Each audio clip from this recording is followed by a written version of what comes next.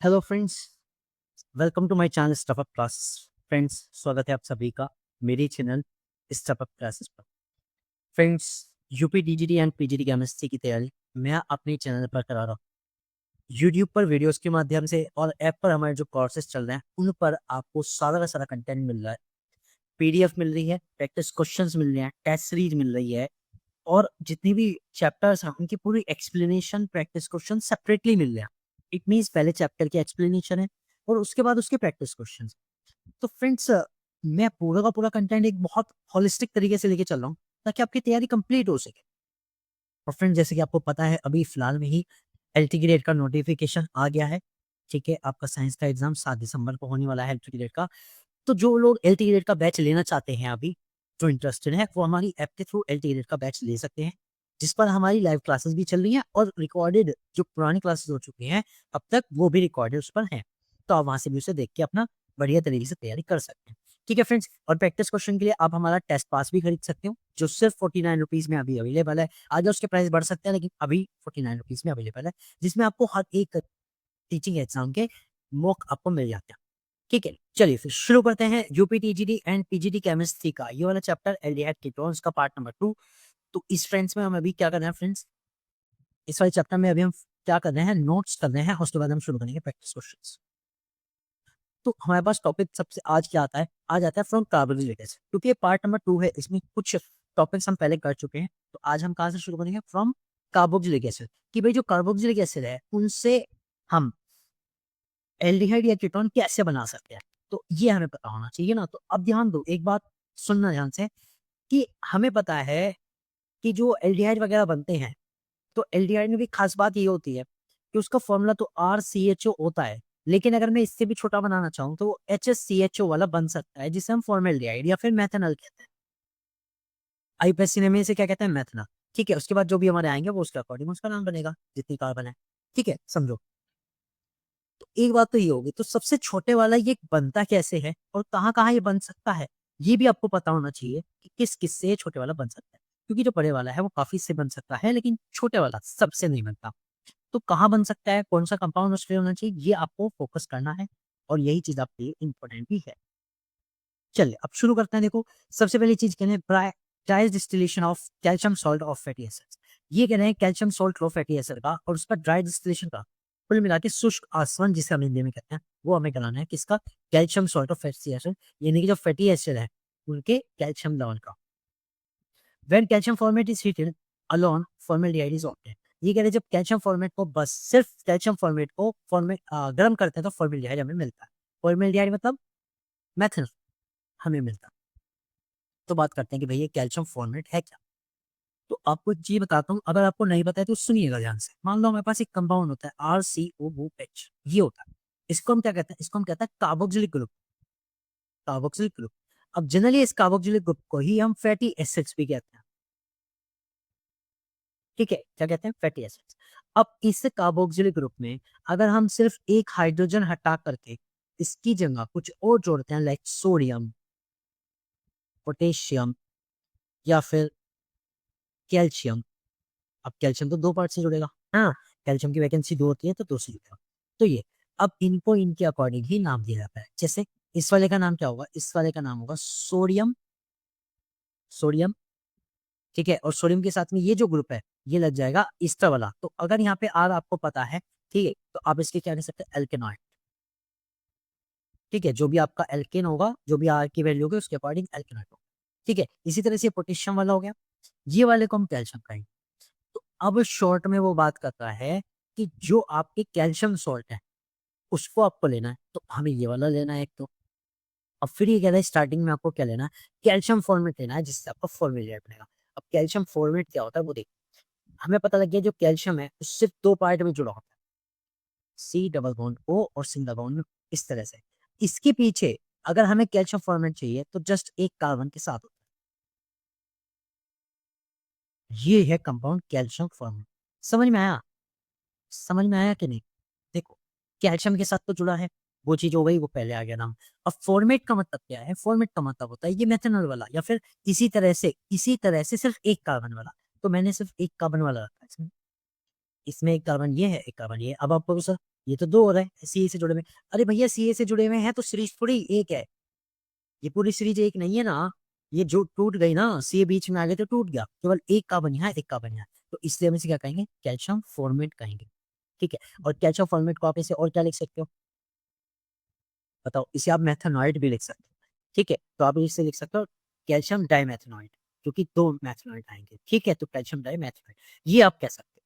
ठीक, अब इस पर इन्होंने कहा कि आप अगर इसको डायरेक्टली ट्राई कर लें, ट्राई डिस्टिलेशन कर लें, ठीक है, तो डाई डिस्टिलेशन करते ही ये टूट जाएगा, ये ब्रेक डाउन हो जाएगा। अब ये ब्रेक डाउन होगा तो कुछ इस तरह से होगा कि इसमें से ये वाला पार्ट अलग निकलेगा और एक पार्ट वही निकलेगा। आपको निकाल के बताता हूँ कि जहाँ से टूटेगा, इस तरह से, समझ गया। ये वाला पार्ट अलग और ये वाला पार्ट अलग। ठीक है, तो कुल मिला के जिसके साथ कार्बन का डबल बॉन्ड वाला जा रहा है और ऑक्सीजन जो जुड़ा हुआ है, अगर वहां से टूट रहा है तो दूसरे में से हाइड्रोजन मिलेगा, दूसरे में से जो नीचे वाला ग्रुप है वो मिल जाएगा। ठीक है, तो यहाँ से क्या हुआ देखो, एच एज इट इज ऊपर बढ़ेगा, C as it is double bond O as it is, इसके ऊपर नीचे वाला एच जाके जुड़ के, ठीक है। और बाकी अलग से क्या निकला ये देखो, अब ये क्या है, क्या मैं ये कह सकता हूँ ये CaCO3 है, कैल्शियम कार्बोनेट है, बिल्कुल है। आप चाहे इसका फॉर्मूला देख लो, कैल्शियम कार्बोनेट। तो हमारा ये बना, और क्या मैं इसको ये लिख सकता हूँ HCHO, और ये हमारा क्या हुआ, फॉर्मेल्डिहाइड।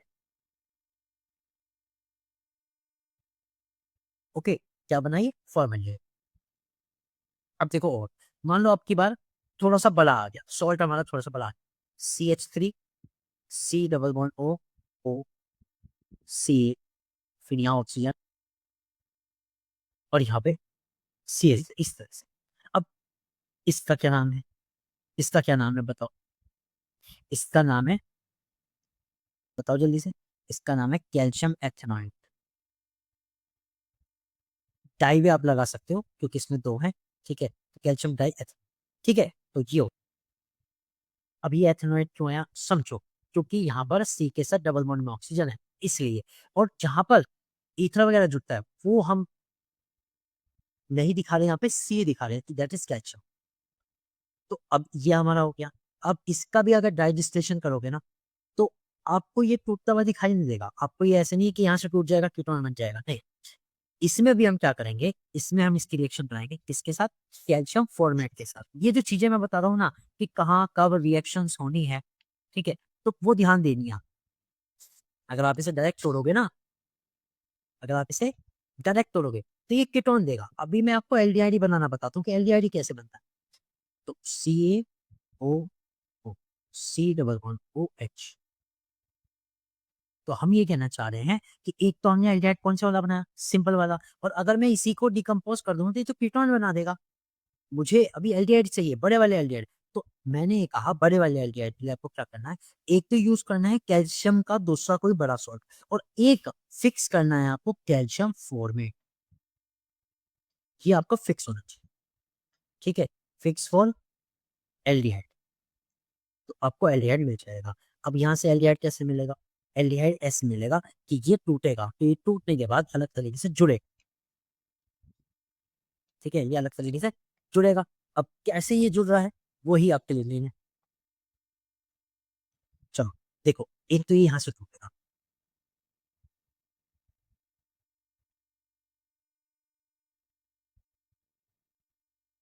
ठीक है, अब इसमें से भी ये टूटेगा,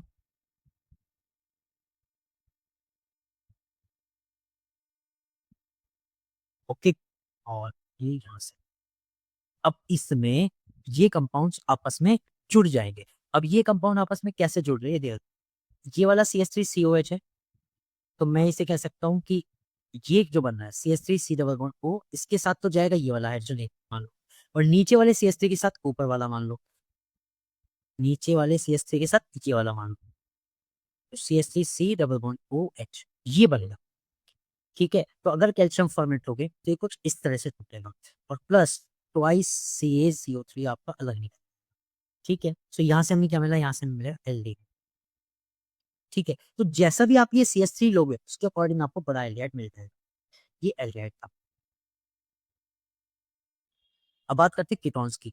तो कीटोन्स में B obtained by the calcium salt of fatty acid other than formic acid. अब की बार अगर आप फॉर्मिक एसिड को छोड़ दें, फॉर्मिक एसिड आपको बिल्कुल ना लें, तो आपको क्या मिल सकता है? आपको कीटोन मिल सकता है।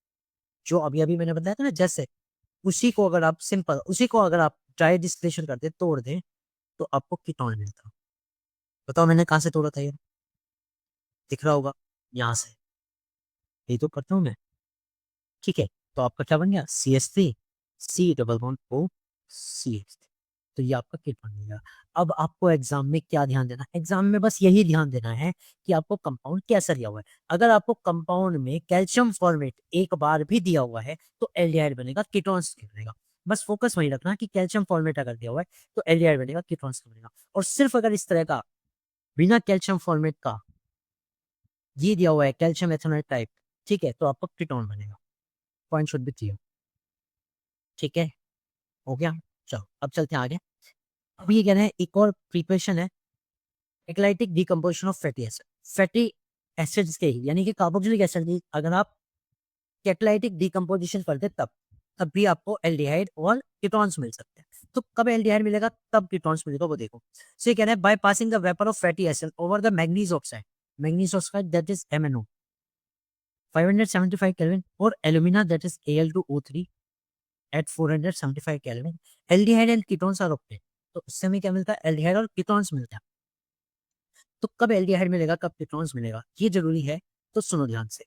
Formic acid alone give the format. अगर आप सिर्फ फॉर्मिक एसिड यूज करते हो, फॉर्मिक एसिड होता है HCOOH, इसकी रिएक्शन एक और फॉर्मिक एसिड के साथ, तो ये कह रहे हैं आपको क्या मिलेगा? फॉर्मल्डिहाइड मिलेगा, सिर्फ फॉर्मल्डिहाइड, दैट इज HCOOH, ये मिलेगा। इसमें से CO2 अलग निकल जाएगी और H2 इसमें से एक अलग निकल। ठीक है, तो ये आपका क्या बना? ये आपका बना मेथिनल। ओके, और ये एल्डी है, एल्डिहाइड है। ठीक है, और ये हमारा क्या था? ये हमारा क्या था? फॉर्मिक एसिड, जो कि कार्बोक्सिलिक एसिड का ग्रुप है, का मतलब कंपाउंड है। ठीक है, बात करते हैं formic acid with acidic acid gives acetaldehyde. अब की बार एक तो रखा फॉर्मिक एसिड, लेकिन इसके साथ जो आपने पढ़ा वो कौन है? CH3COH, ये है। तब क्या होगा?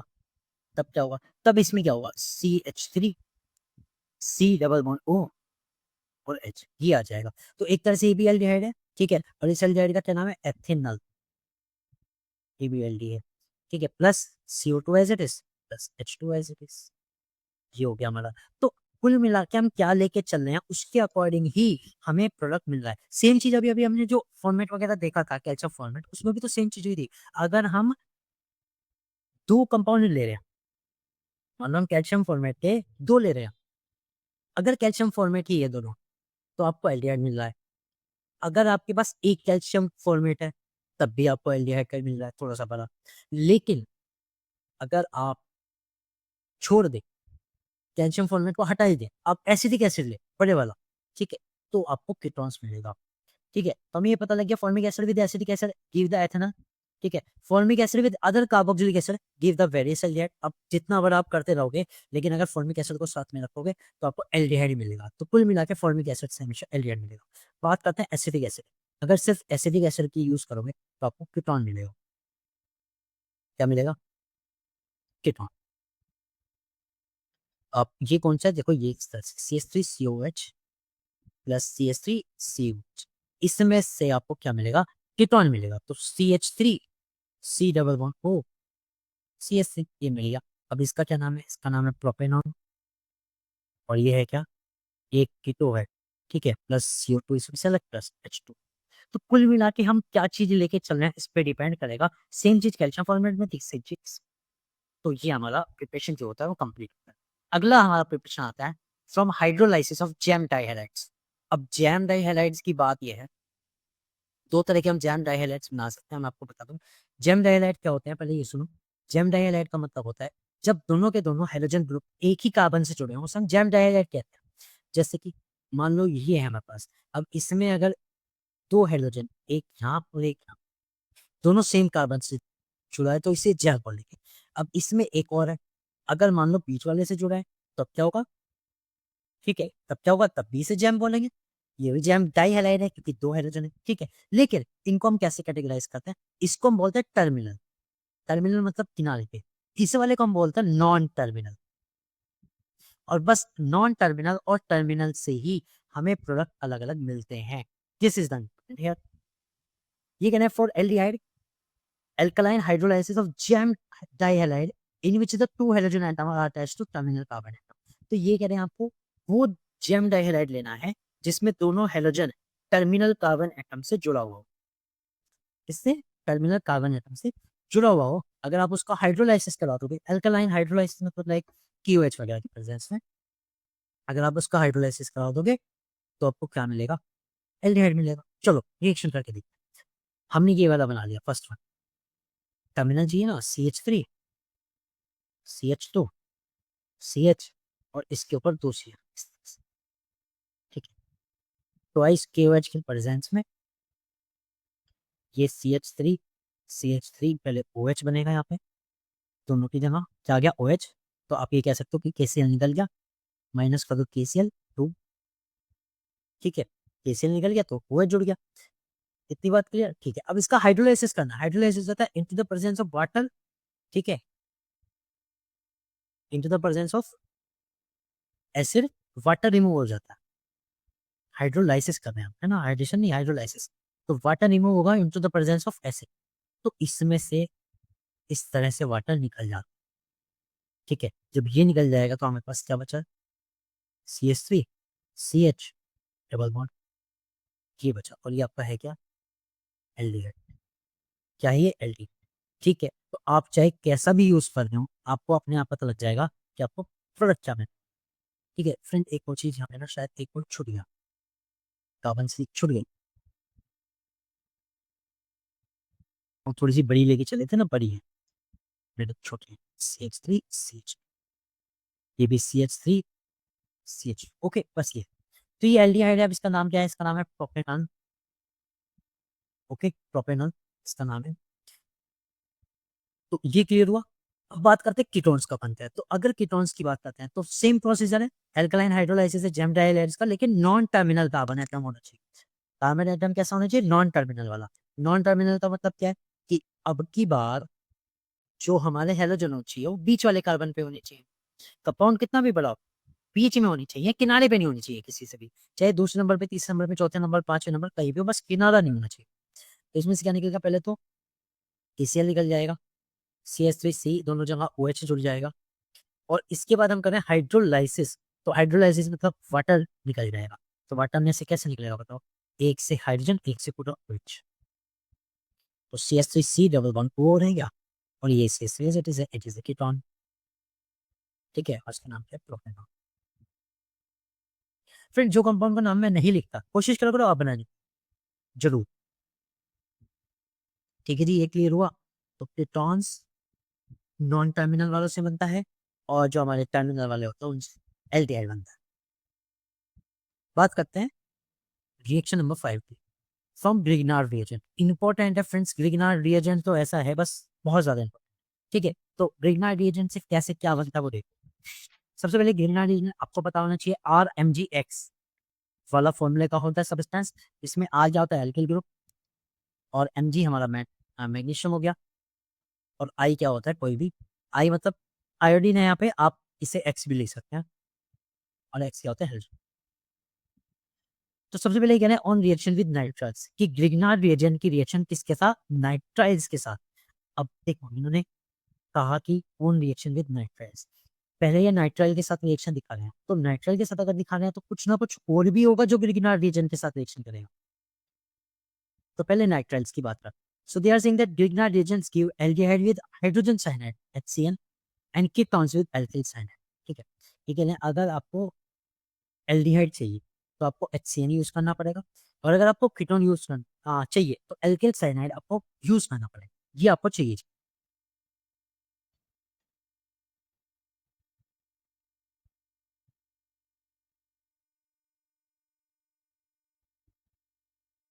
हाँ जी हाँ जी, ठीक ठीक ठीक।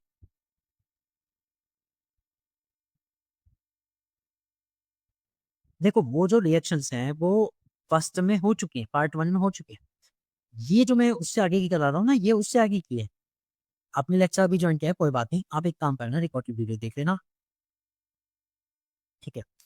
तो फ्रेंड्स आप जिस भी ऐप से जुड़े हैं आप कमेंट सब पे कर सकते हैं, कोई दिक्कत नहीं है। आप इस वाली ऐप से जुड़े हुए हैं क्योंकि मैं देख रहा हूँ कि बहुत कम रिस्पॉन्स आ रहा है आज, इसलिए मैं दोनों ऐप से देखता रहता हूँ, मॉनिटरिंग सबसे हो रही है। चलिए अब देखो, इसमें हम कह रहे हैं कि ग्रिग्नार्ड रिएजेंट किसके साथ रिएक्शन करता है? हाइड्रोजन साइनाइड के साथ। तो हाइड्रोजन साइनाइड HCN ये है। इसकी रिएक्शन मान लो कि RMgI से हो रही है। RMgI को मैं लिख देता हूँ CH3MgI। ये हमारा ग्रिग्नार्ड रिएजेंट है, ठीक है। तो ये हमारा GR है, ये हमारा हाइड्रोजन साइनाइड।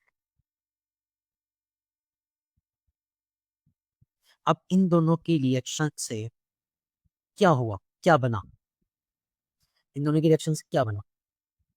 अब देखो, इसमें थोड़ा सा कंसेप्ट लगाना पड़ेगा, थोड़ा सा कंसेप्ट ये है कि CH3 और Mg के बीच अगर हम बात करें, CH3 और Mg के बीच, तो CH3 के मुकाबले Mg ज्यादा पॉजिटिव है और CH3 थोड़ा नेगेटिव है। ओके, एक बात क्लियर हो। अब C और N की अगर इलेक्ट्रोनेगेटिविटी की बात करूं, तो नाइट्रोजन थोड़ा ज्यादा इलेक्ट्रोनेगेटिव है और जो हमारा कार्बन है वो थोड़ा ज्यादा इलेक्ट्रोपॉजिटिव। ये कोई चार्ज इस पे आ नहीं रहा, ये जस्ट मैं आपको इलेक्ट्रोनेगेटिविटी का कंपैरिजन दिखा रहा हूँ ताकि आपको ये पता लग जाए किसको उठा के किसके पास चिपकाना है, ठीक है। तो अब जो नेगेटिव होगा वो पॉजिटिव के पास जाएगा, जो पॉजिटिव होगा वो नेगेटिव के पास जाएगा। अब ध्यान दो, ये जो CH3 है टूट के जाएगा किसके पास? इस वाले के पास। और जो Mg है वो जाएगा N के पास। सो यहीं से आपका जो प्रोडक्ट बनेगा वो देखो, HZS ये वाला C पे एक जुड़ गया CH3। जब एक CH3 जुड़ गया तो ट्रिपल बॉन्ड में से जाएगा डबल बॉन्ड नाइट्रोजन। अब नाइट्रोजन को एक बॉन्ड कम हुआ, उसने पूरा Mgi अपने पास साथ जोड़ दिख गई। बात क्लियर है भाई? जो पॉजिटिव था वो नेगेटिव के पास गया, जो नेगेटिव था वो पॉजिटिव के पास गया। So this is an intermediate product, इसे हम अडक्ट कहते हैं, ठीक है। इंटरमीडिएट प्रोडक्ट कह सकते हो, अडक्ट कह सकते हो, एडिशनल प्रोडक्ट कह सकते हो, कोई दिक्कत नहीं, ठीक। अब इसका हम क्या कराएंगे? इसका हम कराएंगे हाइड्रोलाइसिस। जब भी आप रिएजेंट को यूज करें उसके बाद आपको हाइड्रोलाइसिस कराना ही कराना पड़ेगा, ठीक है। और जैसे आप हाइड्रोलाइसिस कराते हो पार्ट टूट जाता है, ये पार्ट टूट जाता है। अब यहाँ से कहानी सुनो, यहाँ से कहानी ये है कि इसमें से थोड़ा सा ध्यान से देखना, ये टूटा है तो मैं इसको तोड़ के बता दूं। यहाँ से टूट, यहाँ से एक पार्ट, यहाँ से, ठीक है, दो पार्ट में। तो जो ये दो पार्ट में टूटा, पहले पार्ट में तो बना HC double bond O CH3, समझ गए? This is the part one. तो ये A बन गया।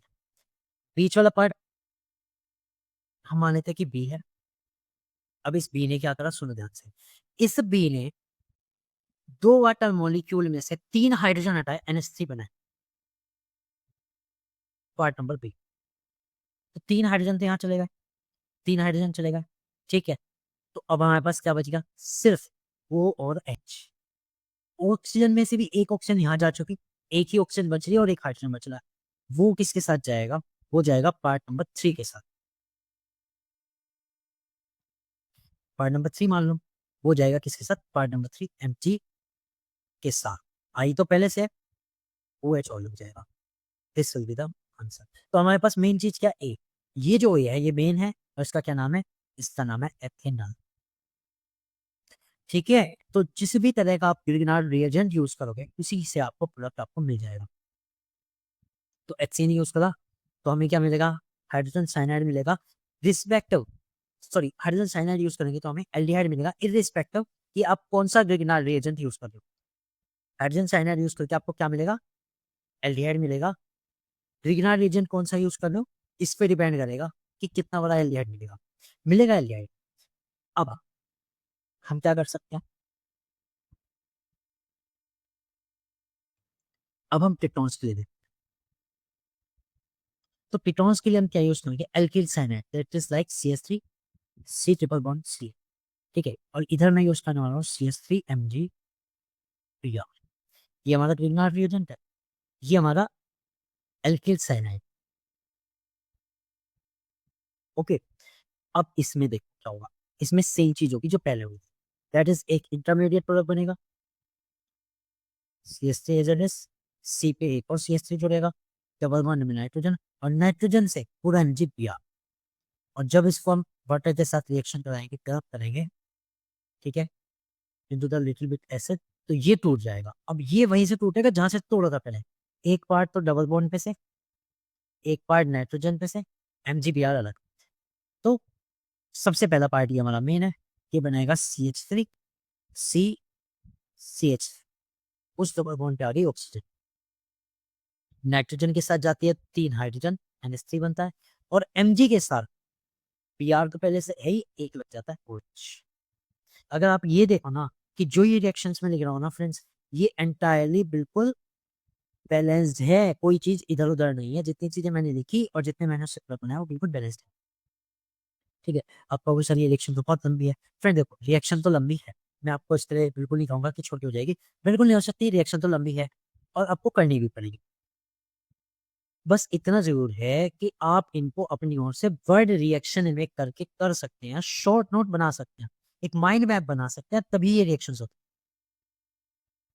चलते आगे, ग्रिग्नार्ड रिएजेंट में पार्ट नंबर बी आता है, ऑन रिएक्शन विद ईस्टर, यानी ग्रिग्नार्ड रिएजेंट की रिएक्शन और ईस्टर के साथ कर। So they are saying that benzaldehyde is also obtained in good yield by treating phenyl magnesium bromide, that is a GR, with ethyl format. तो ये कह रहे हैं अगर आप इथाइल फॉर्मेट के साथ फिनाइल मैग्नीशियम ब्रोमाइड यूज कर लें तो आपको क्या मिल जाएगा, बेंजल्डिहाइड मिल जाएगा, दैट इज एरोमेटिक एल्डिहाइड मिल जाएगा।